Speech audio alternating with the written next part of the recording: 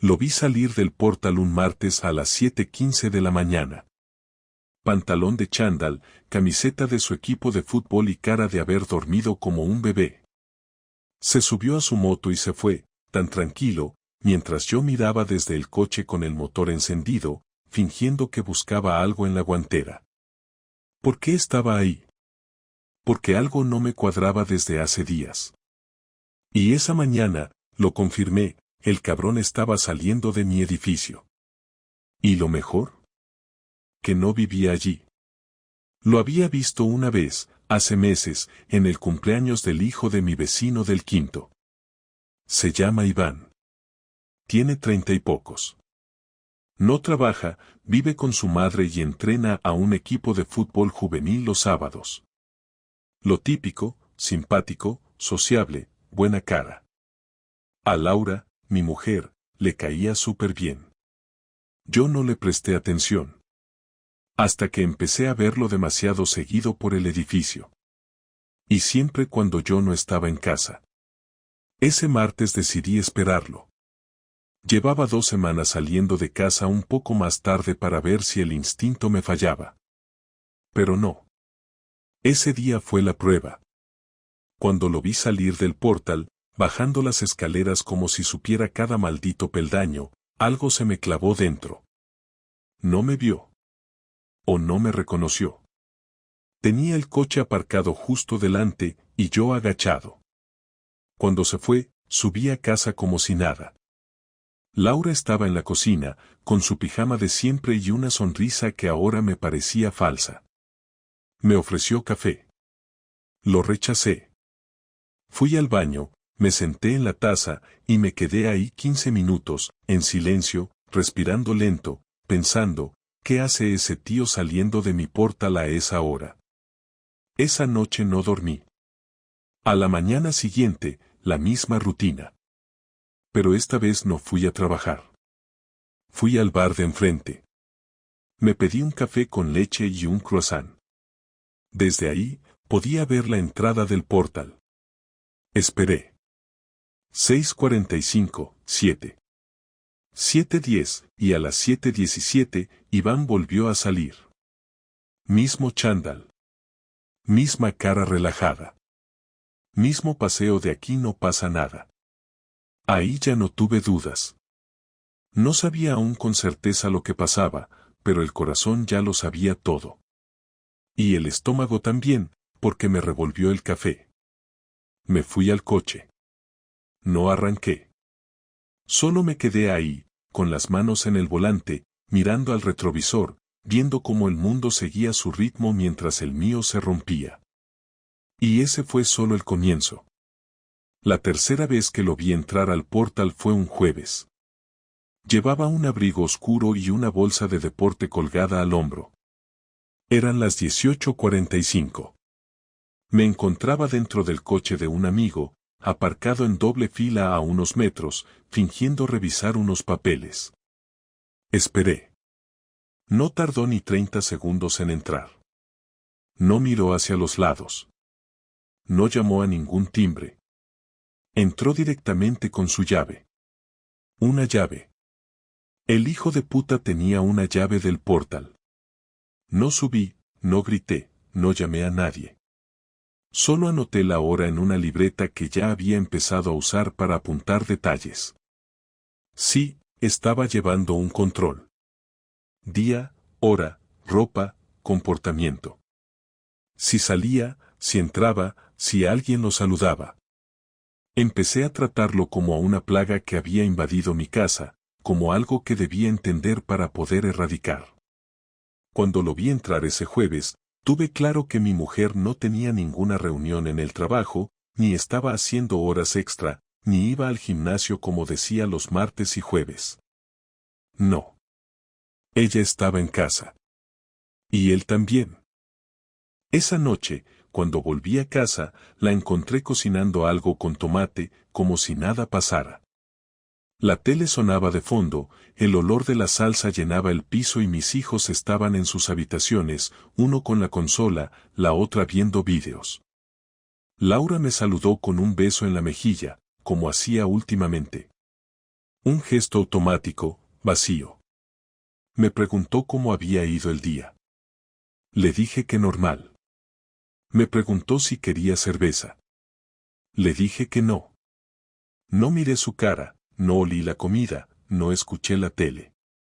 Solo escuchaba mi cabeza diciéndome que ese mismo sofá donde estaba sentada, esa misma cocina donde ahora removía una olla, ese mismo pasillo donde colgaba la mochila de mi hijo, eran los mismos lugares donde un extraño estaba entrando con confianza, con la seguridad de quien sabe que no va a ser descubierto. No dormí esa noche tampoco. Fui al salón, apagué la tele y me senté en silencio hasta que amaneció. No quería espiarla. Quería atraparla. Saber, ver, confirmar. Así que lo hice simple. Fui a ver al conserje. Le dije que alguien había perdido una gorra en el ascensor y le pregunté si las cámaras funcionaban. Me dijo que sí, que incluso podía revisar él mismo si quería. Le dije que no hacía falta, que era por curiosidad. Me fui sin decir más. Pero ya tenía una idea. Fui al día siguiente a ver a un técnico de sistemas que conozco de hace años. Le pedí una cámara pequeña, sin cables, algo que pudiera esconder y que grabara durante horas. Me la dio, no hizo preguntas.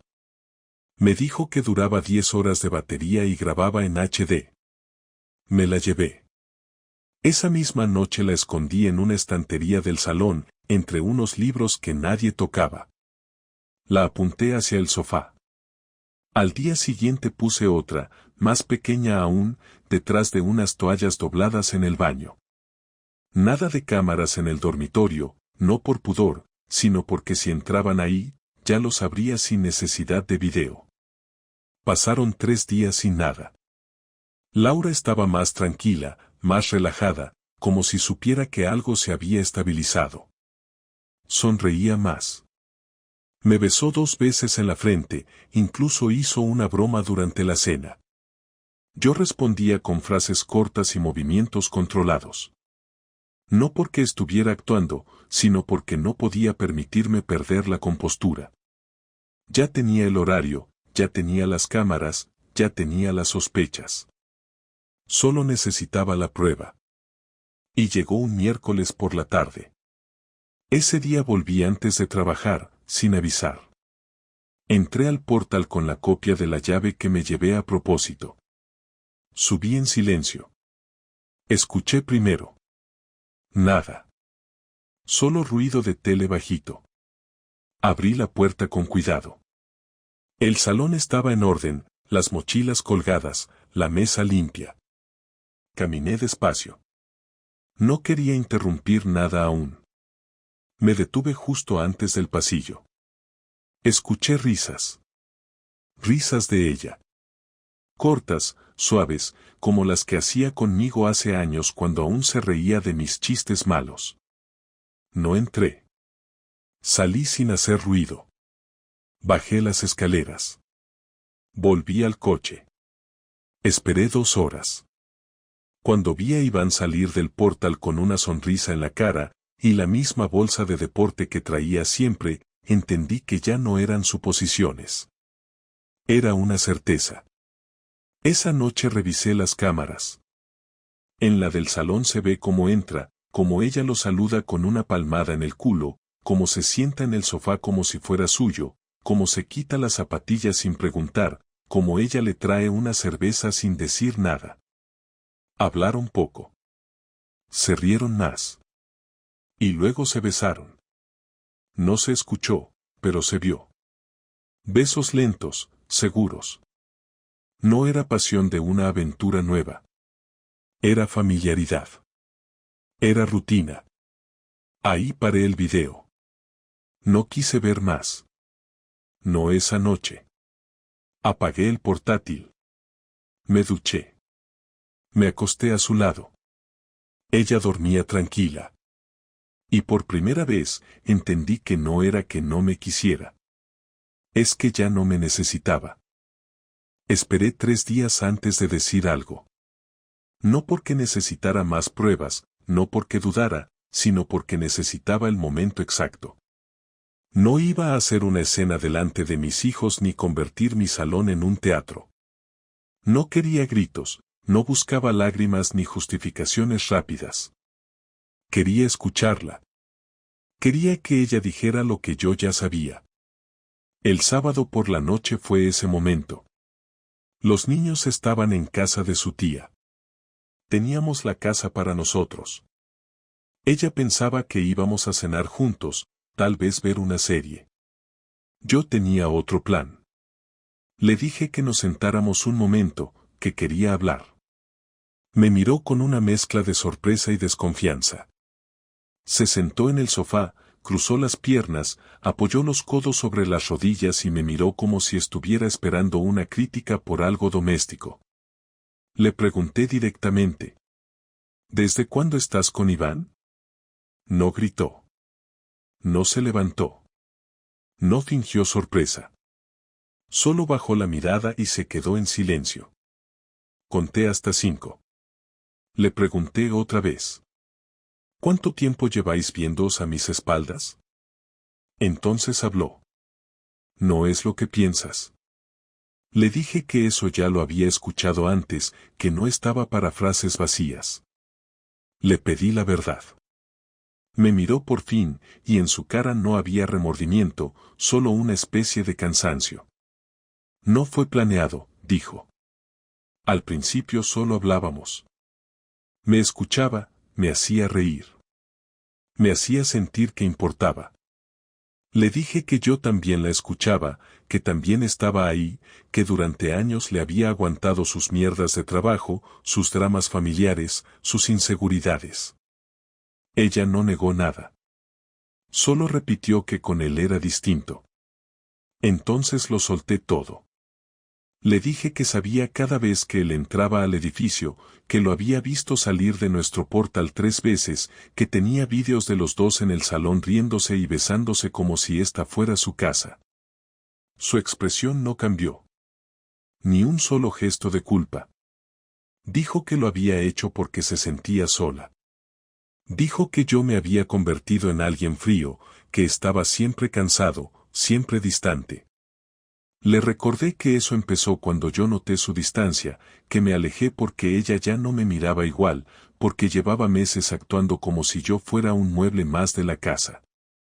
Ella negó con la cabeza. No es tan simple.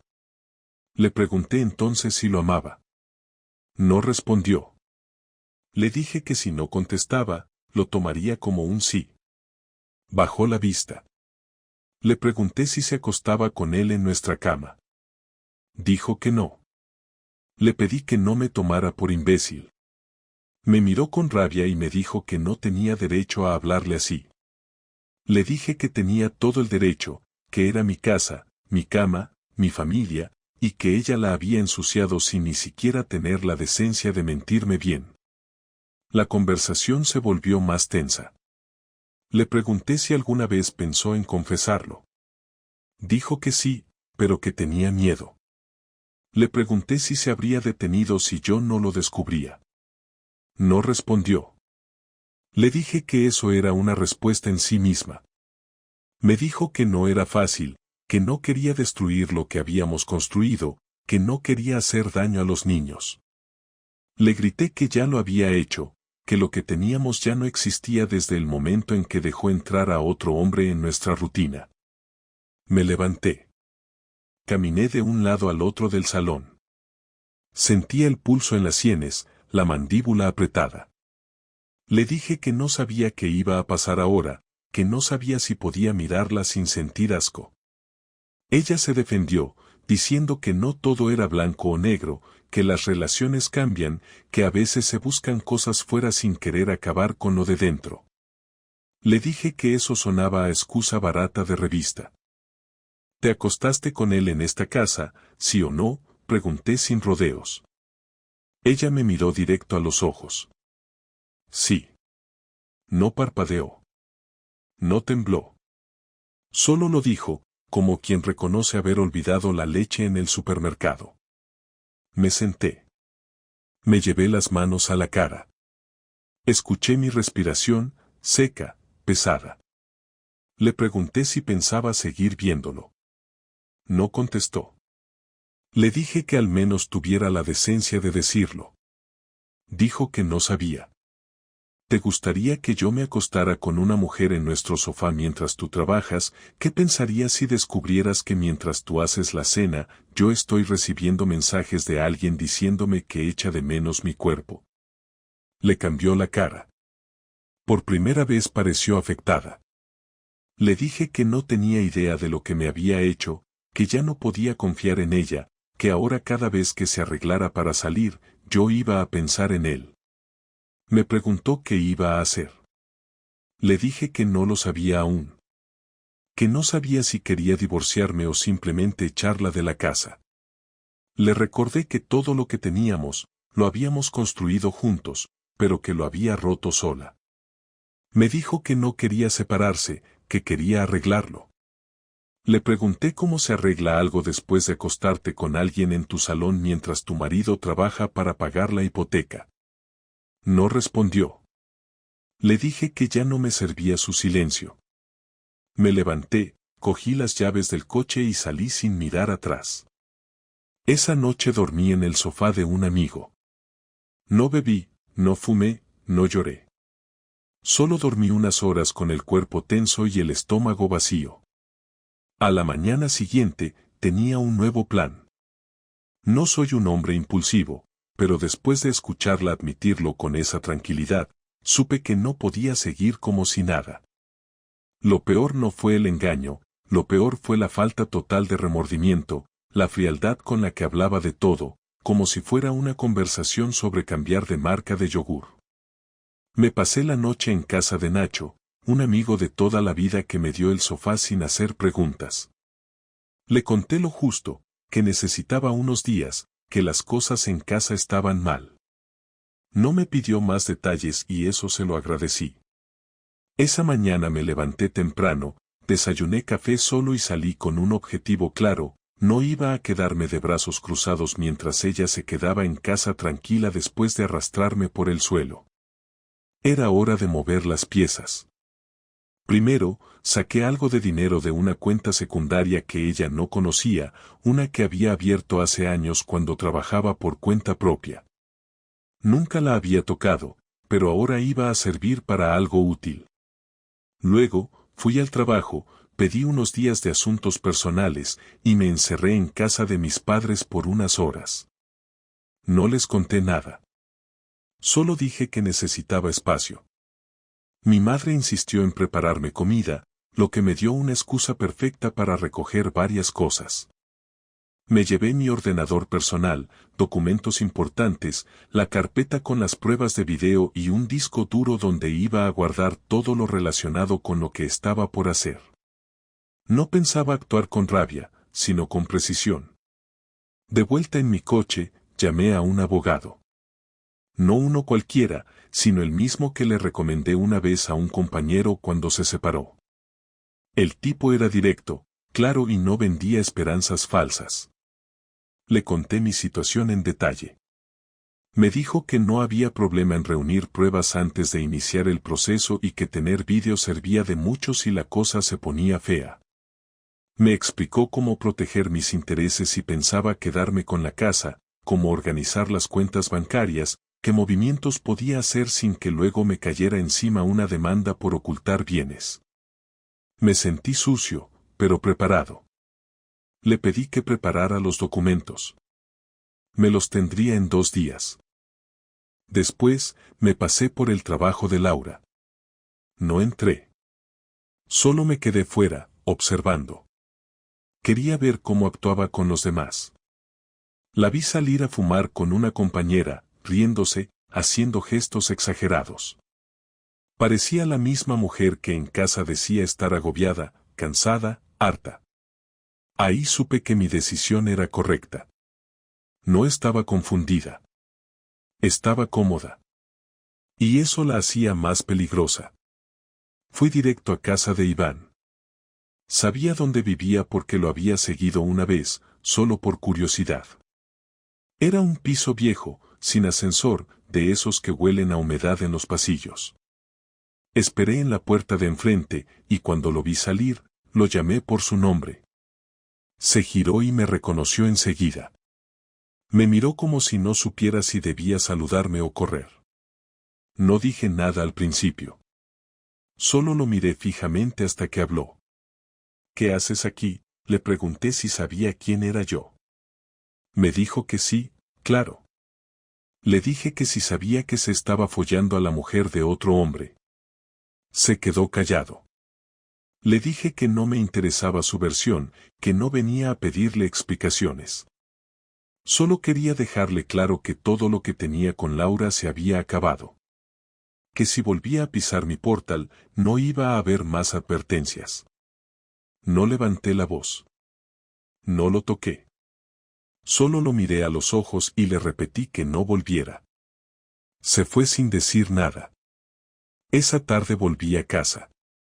Laura estaba en la cocina, como si no hubiera pasado nada. Me preguntó dónde había dormido. Le dije que eso ya no importaba, que las cosas habían cambiado. Le pedí que se sentara, y le entregué un sobre.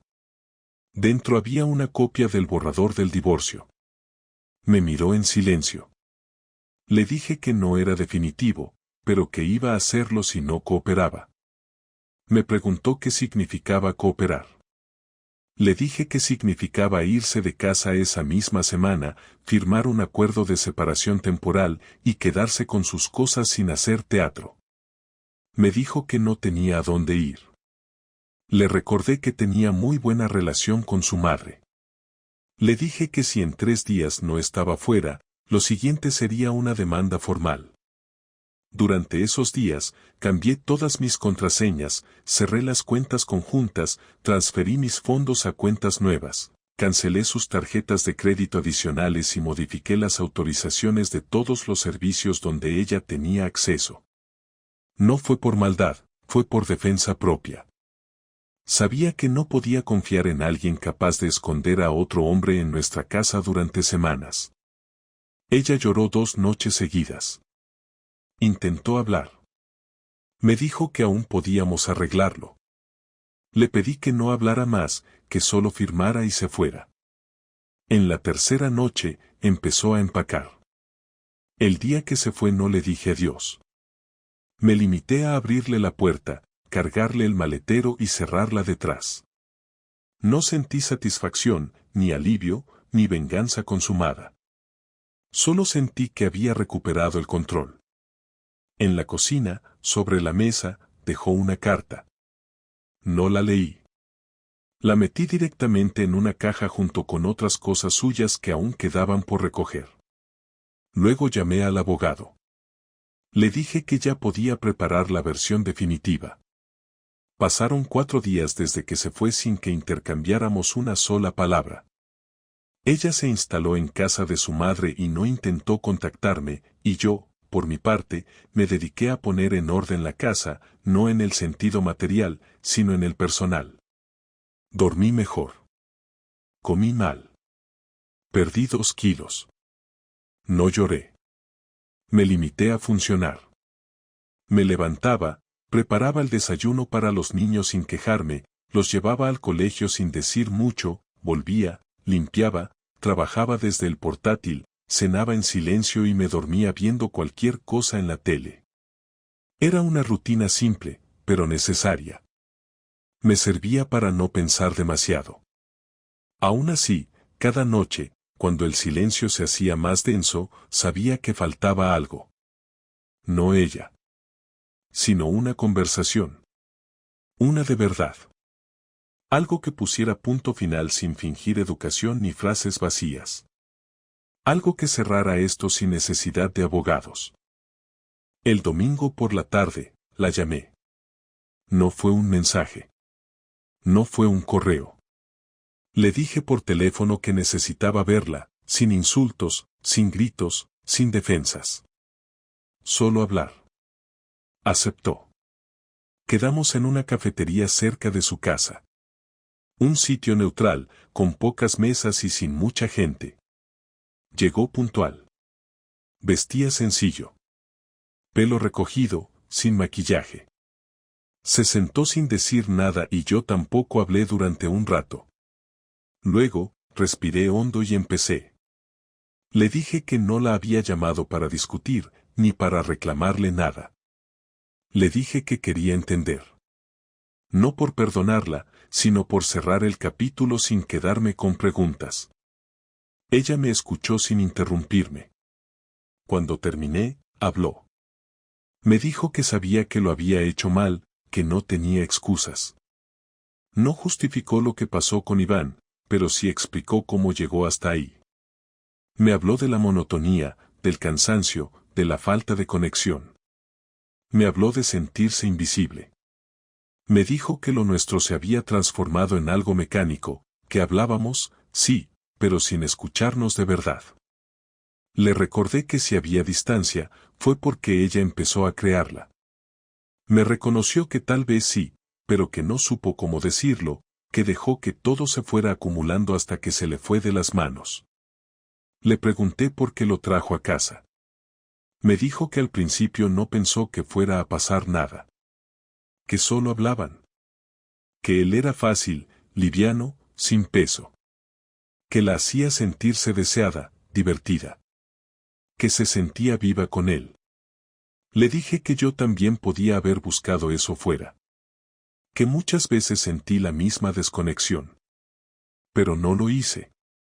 Y no por ser mejor, sino porque creía que los problemas se arreglaban dentro, no escapando de ellos. Me miró a los ojos.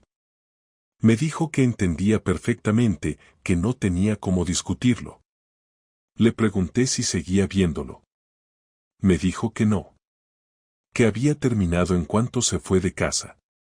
Que no tenía sentido seguir algo que solo tenía lógica mientras yo no lo sabía. Le pregunté si estaba enamorada de él. Dijo que no. Que fue un escape, no un proyecto. Que nunca lo pensó como una alternativa real. Que si hubiera querido irse con él, ya lo habría hecho sin esperarme.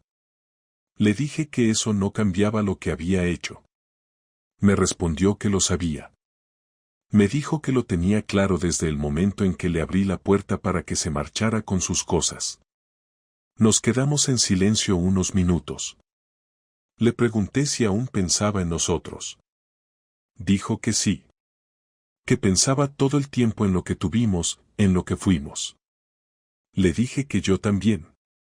Pero que ya no era suficiente. Que no podía vivir con alguien que cruzó esa línea y siguió como si nada.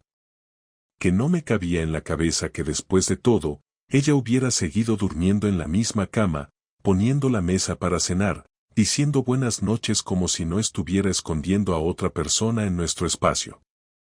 Me dijo que entendía el asco, la rabia, la decepción. Me pidió perdón, no con palabras huecas, sino con un tono seco, real. Dijo, lo siento por haberte hecho esto. No hay forma de justificarlo. Me equivoqué. Me dejé llevar. No fui valiente. Lo arruiné. Eso fue todo. Y eso bastó. Le dije que no quería seguir con ella. Que no había marcha atrás. Que había perdido algo más valioso que el matrimonio, la confianza. Le dije que iba a seguir adelante con el divorcio, pero que esperaba que lo hiciéramos sin dañar más a los niños. Que no merecían cargar con nuestra mierda. Asintió. Me dijo que quería lo mismo. Que haría lo que fuera para no complicarles más la vida. Le pedí que evitáramos dramatismos, que no les contáramos detalles, que solo dijéramos que papá y mamá ya no van a vivir juntos, pero que los quieren igual. Aceptó. Nos despedimos con un apretón de manos. Nada más. Volví al coche sin mirar atrás.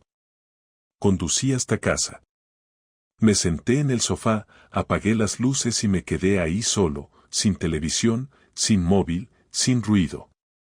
Esa conversación no cambió nada, pero me dio lo único que necesitaba, cierre.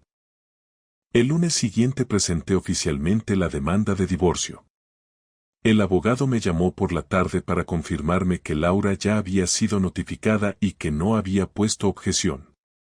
Me dijo que había accedido a casi todo lo que le propusimos, incluidos los tiempos compartidos con los niños, el uso de la casa hasta el fin del proceso y la división de cuentas.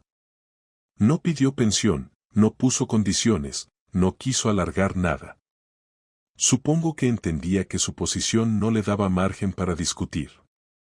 Lo acepté con una mezcla de alivio y fastidio, porque parte de mí quería que peleara por algo, aunque fuera por orgullo, y parte de mí necesitaba que esto terminara rápido. Me quedé solo con los niños, al menos por unos días hasta que establecimos la rutina nueva. Ellos aún no sabían los detalles, y no los iban a saber. Solo les dijimos que mamá y papá habían decidido separarse pero que todo lo demás iba a seguir igual. Al principio no entendieron nada. Pensaron que era una discusión más. Pero cuando vieron que no volvíamos a dormir en la misma casa, empezaron a hacer preguntas. Les respondimos con lo justo, sin culpables, sin detalles. Dijimos que era una decisión de los dos, que ya no éramos felices juntos y que eso pasaba a veces. Mi hija se encerró una tarde entera en su cuarto. Mi hijo lloró una noche y luego no volvió a tocar el tema. Supongo que cada uno procesó a su manera.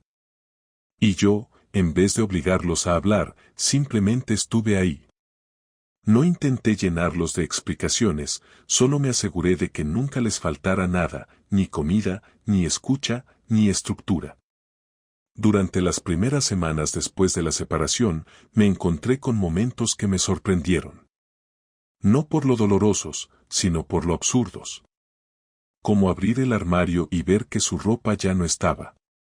Como darme cuenta de que no sabía cómo se encendía el horno porque ella siempre lo usaba. Como recibir un correo del colegio con un horario de reunión y darme cuenta de que antes todo eso lo manejaba ella. No eran cosas trágicas, eran datos. Pequeñas señales de que estaba solo, pero funcionando. Mis amigos se dividieron entre los que me ofrecieron cervezas y los que no supieron qué decir. Algunos pensaron que debía aprovechar la libertad, otros me dijeron que tenía que sanar. Yo no quería ni lo uno ni lo otro. Solo quería tiempo. No para llorar por ella, sino para volver a habitar mi propia vida sin sentir que todo era prestado. No sentía odio. No quería venganza. Eso ya lo había hecho. Solo quería normalidad. Algo parecido a lo que teníamos antes de que todo se pudriera, pero sin ella. Con el paso de los días, empecé a redescubrir cosas que antes hacía sin pensar. Volví a correr por las mañanas.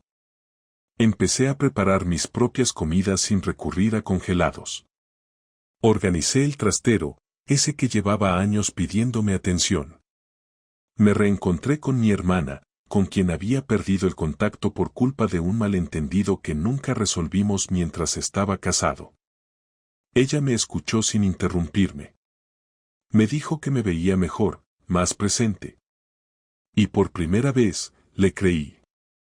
En el trabajo nadie preguntó nada. Mis compañeros sabían por los turnos y las ausencias que algo había pasado, pero nadie fue imprudente. Y eso también se agradece. A veces pienso en Laura. No con rabia, ni con deseo, ni con nostalgia. Solo como quien recuerda a alguien que fue parte de una etapa y que ya no encaja en la foto actual.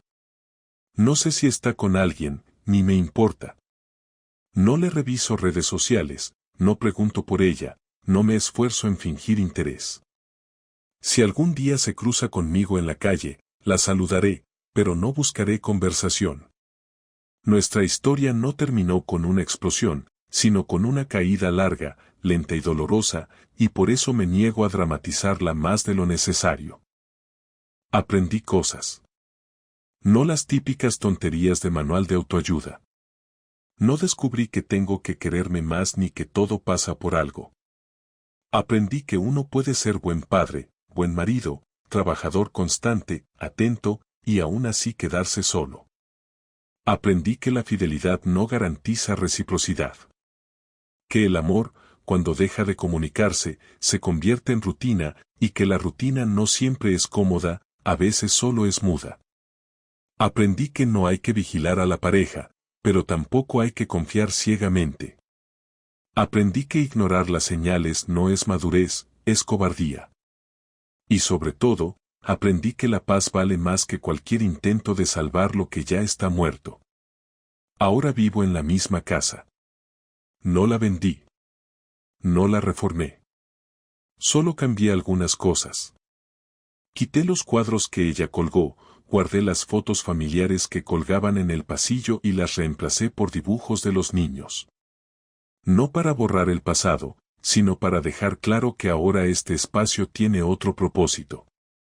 No he salido con nadie. No quiero. No necesito validación, no necesito reemplazo. Necesito vivir sin mentiras, sin disimulos, sin tener que preguntarme si el abrazo que me dan esconde algo más. Este mes firmamos el divorcio definitivo. Fue rápido, sin escándalos, sin peleas, sin sorpresas. Nos vimos en el juzgado, firmamos y nos fuimos por caminos opuestos. No hubo abrazos, ni despedidas. Ella bajó por un lado de la calle, yo por el otro. Así debía ser. Volví a casa andando. Abrí la puerta, dejé las llaves en su sitio y me senté en la mesa del comedor. No me sentí libre. Me sentí entero. Y eso, después de todo, es suficiente.